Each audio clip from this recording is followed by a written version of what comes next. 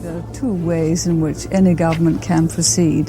One is a way based on what you and I would call a free society, which is enshrined right at the heart of the American Constitution.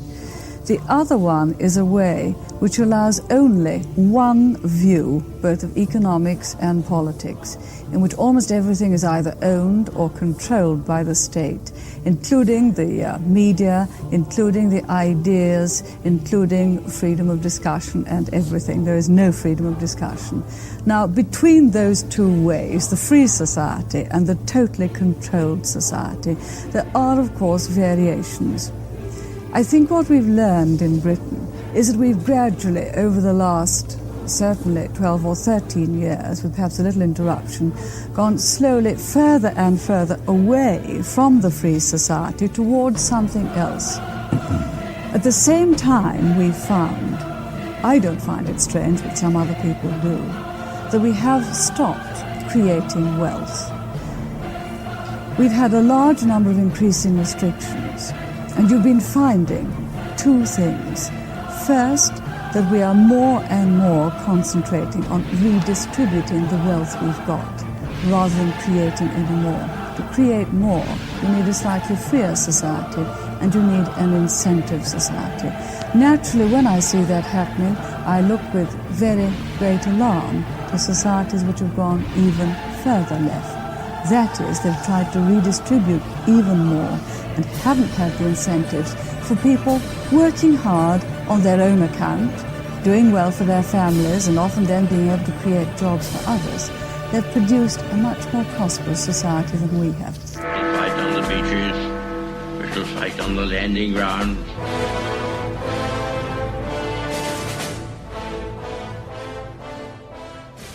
Thank you for joining us. You are listening to A Radio, and this is The Morning Moment. We're on weekdays, 11:45 Eastern. Follow us on Spreaker.com and click on the like button. This piece is right out of the current headlines here in Canada. It's from the TorontoSun.com. The links will be on my site.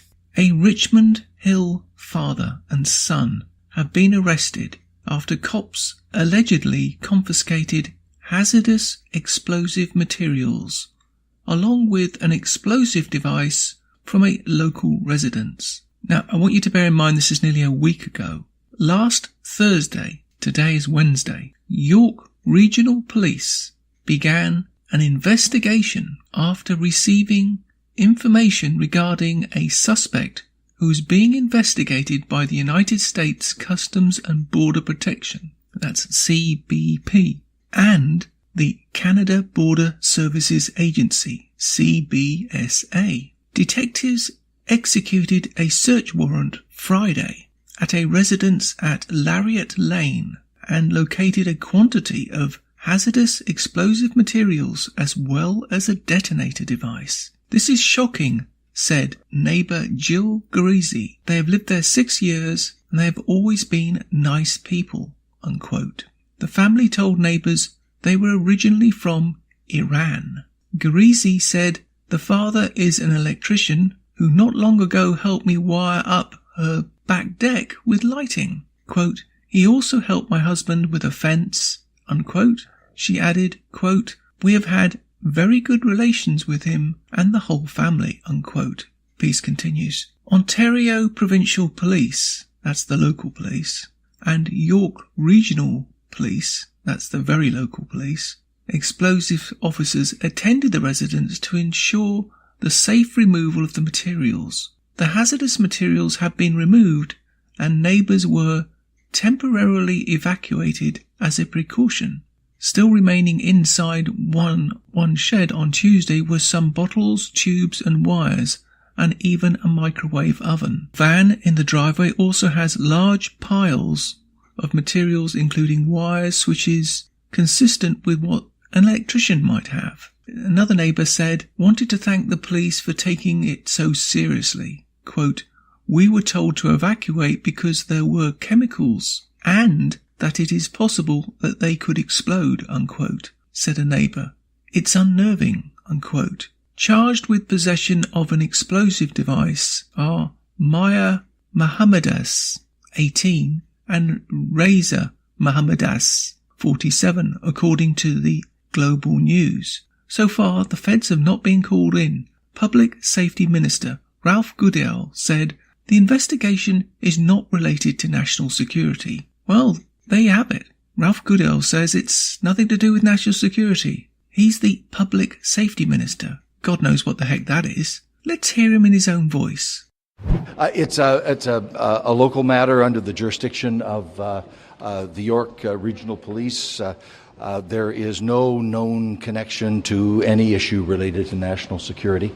And any further comment would have to come from the York Police because it's a matter entirely under their jurisdiction. Now, York is located slightly north of the main downtown core of the city of Toronto. Toronto, by the way, is some considerable way from the US border. So here's my question. How does the United States Customs and Border Protection Authority know about these folk? I'm sure that's just a coincidence. There's nothing to see here, folks, as the Canadian Public Safety Minister says. It's a local matter under the jurisdiction of the York Regional Police. There is no known connection to any issue related to national security. And any further comment would have to come from the York Police because it's a matter entirely under their jurisdiction. Now this is from the official York Regional Police website. York Regional Police has laid charges against 2 men after hazardous explosive materials were located at a residence in the city of Richmond Hill on Thursday, May 9. York Regional Police began an investigation after receiving information regarding a suspect who was investigated by the United States Customs and Border Protection (CBP) and Canada Border Services Agency (CBSA). On Friday, May 10, York Regional Police executed a search warrant at the residence on Lariat Lane and located a quantity of hazardous explosive materials as well as a detonator device. Officers with the Ontario Provincial Police and York Regional Police Explosives Detection Unit attended the residence to ensure safe removal of the materials. The hazardous materials have been removed and neighbours who were evacuated as a precaution have now been allowed back into their residences. On Monday, May 13, 2 suspects were arrested and are now facing charges. Mayhar Mohammed Sidil, whatever his name is, 18, of Richmond Hill, and Reza Mohammed Mazidil, 47. They're being charged with the possession, it just says possession of explosive device. The investigation is ongoing. Investigators are asking anyone who knows the accused parties or anyone who has information that may assist in their investigation to please come forward. Possession of dangerous chemicals can pose serious risks, including fires and explosions. Members of the public are asked to report any suspicious activities, chemical odours, unusual storage of stockpiling of chemicals, and take the following precautions when they come across suspicious materials. And it's got bullet points below, which I'll read to you. Never drink, eat or touch or inhale materials that are believed to be hazardous. Even slightly inhaling a chemical can cause serious injury. If a material is suspected as hazardous, evacuate the area and call 911. If you witness anyone dumping material that appears to be hazardous waste, get the best description as possible and call the police immediately. Never approach the suspects. So again, I ask you, why are US border authorities involved with this? If, and I quote again, It's a local matter under the jurisdiction of the York Regional Police. There is no known connection to any issue related to national security. And any further comment would have to come from the York Police because it's a matter entirely under their jurisdiction. Is there really nothing to see here?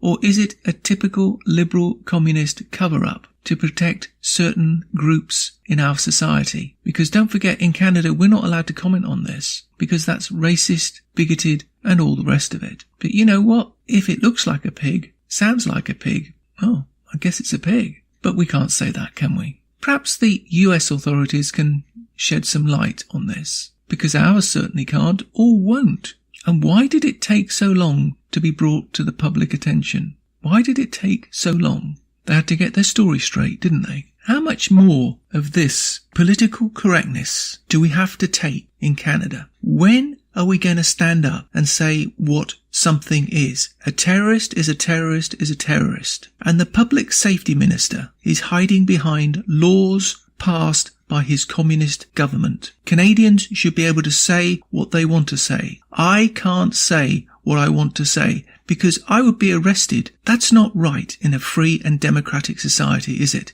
It's not right that you can't say what you want to say. But I think we've said it here today, haven't we? You can find more at aradio.wordpress.com, where you can find links to us on Twitter, Facebook, Instagram, iTunes, iHeartRadio, Gab and email. We're also on Spotify. Just go to the podcast section and type Canadian Politics with a twist and you'll find us. We are continuing to reach out to you, so please pass on these links. Please click on the follow button on Spreaker.com. You can listen to all our morning moments at Spreaker.com under A Radio.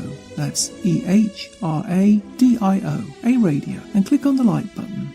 And you can hear a review of our morning moments on WHBJ-DB, News, Talk, Radio on Spreaker.com. Join us and many others. And you can find all our podcasts and morning moments at aradio.wordpress.com. Click on the Morning Moments tab.